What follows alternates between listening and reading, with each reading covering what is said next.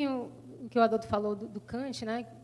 Que é bem interessante, porque o Kant, do ponto de vista do conhecimento, ele estabelece os limites da razão. Né? Ele é conhecido por essa limitação que ele faz, no sentido de dizer que nós não somos capazes de conhecer a nossa alma imortal, nós não somos capazes de conhecer Deus. Mas aí ele fecha essa porta e ele abre uma janela, que é justamente a possibilidade do conhecimento através da razão prática. Né? Então, você não é capaz de conhecer o absoluto, você não é capaz de conhecer Deus pela razão pura, mas você é capaz de conhecer pela razão prática, pela lei moral, né? Essa lei moral que ele fala de uma maneira tão digna. Mas o Kant ele é bem paradoxal, porque quando ele vai pensar nessa lei moral, ele pensa no dever. Né? Então, o Kant tem uma coisa muito forte com o dever. E, claro, o dever é importante, mas o Kant ele é tão racionalista, né, ao ponto de que ele vai dizer que se, por exemplo, uma pessoa fizer a caridade por compaixão, aquilo não seria moral, porque ele estaria sendo movido por sentimento e não pela racionalidade. E aí é onde eu vejo uma limitação do excesso de racionalismo, e aí a gente traz para o nosso modelo, o nosso guia, que, na verdade, ele era o amor, a espontaneidade.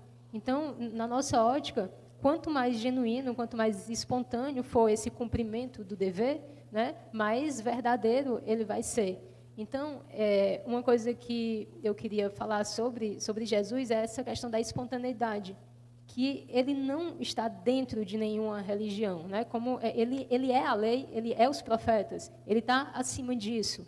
Então, se a gente pensar nas religiões, a gente pode pensar de duas formas. Existe uma religião estática, que é aquela religião que se consubstancializa nas instituições, e isso acontece em qualquer uma delas. E existe a religião dinâmica, que é justamente aquele sentimento de religiosidade, aquela espiritualidade advinda da realização do indivíduo, né, no seu autoaperfeiçoamento, na sua comunhão com Deus, na sua relação com o sagrado. Então, dentro do cristianismo, a gente chama isso da tradição mística. Então, você tem a tradição cristã especulativa, os teólogos, né, grandes teólogos, como São Tomás de Aquino, mas você também tem a tradição mística, a tradição de Santa Teresa d'Ávila, São João da Cruz, que fizeram um itinerário espiritual muito grande, né, e conseguiram entrar em um contato, né, e dar testemunho desse contato.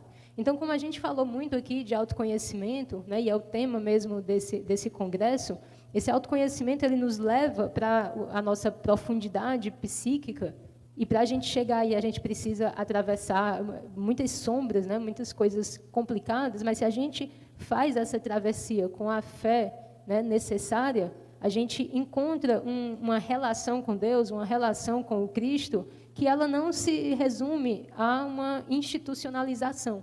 Né? Então, Jesus era o amor, ele era simplesmente o amor, era a energia do amor. Então, a gente precisa entender que ninguém vai pegar na nossa mão e fazer o trabalho da autoiluminação. Nem o pastor, nem o padre, nem o palestrante espírita. Somos nós que precisamos fazer esse percurso. Então, Jesus ele veio, né, nesse trabalho de mostrar esse caminho. E agora, um outro aspecto que o Elahá citou, e eu não falei, que é uma das coisas que eu acho mais belas, né, em Jesus, é a forma como ele se relaciona com Deus. E essa forma que ele nos trouxe, nos deu a conhecer da nossa própria relação com Deus.